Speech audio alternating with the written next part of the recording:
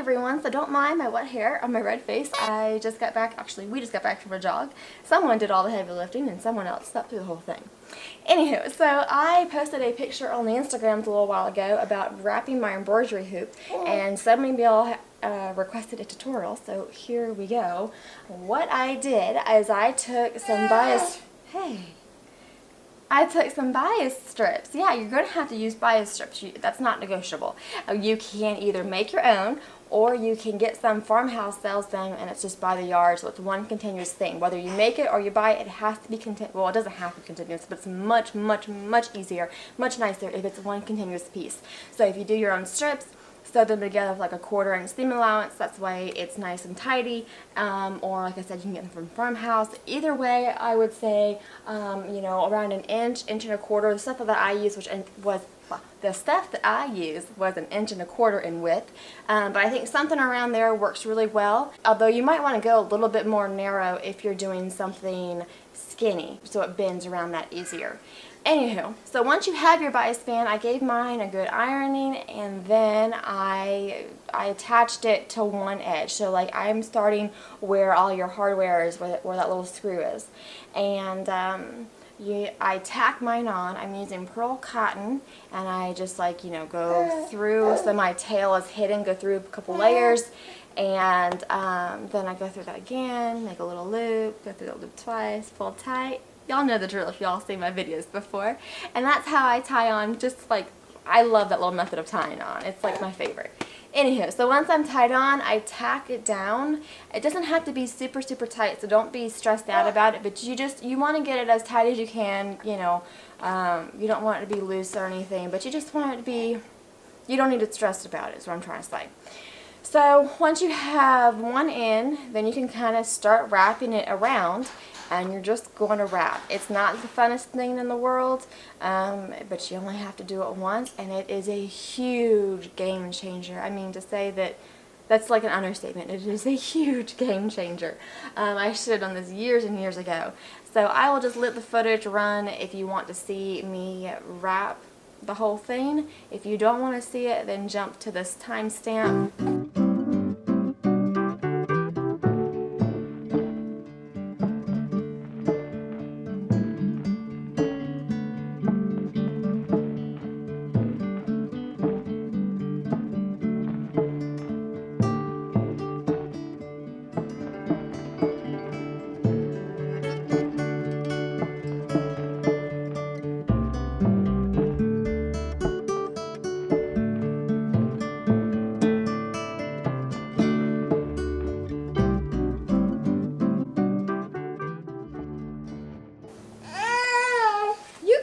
You can't do the sewing machine just yet. Do you know that? So once you're done wrapping, then you're going to have to tie off the other, you know, tighten up the other end. My gosh, the other end. And I do that same sort of method, bringing the, you know, my pearl cotton through and creating a loop, going through it twice to tie on. And then, would you like to hold this? And then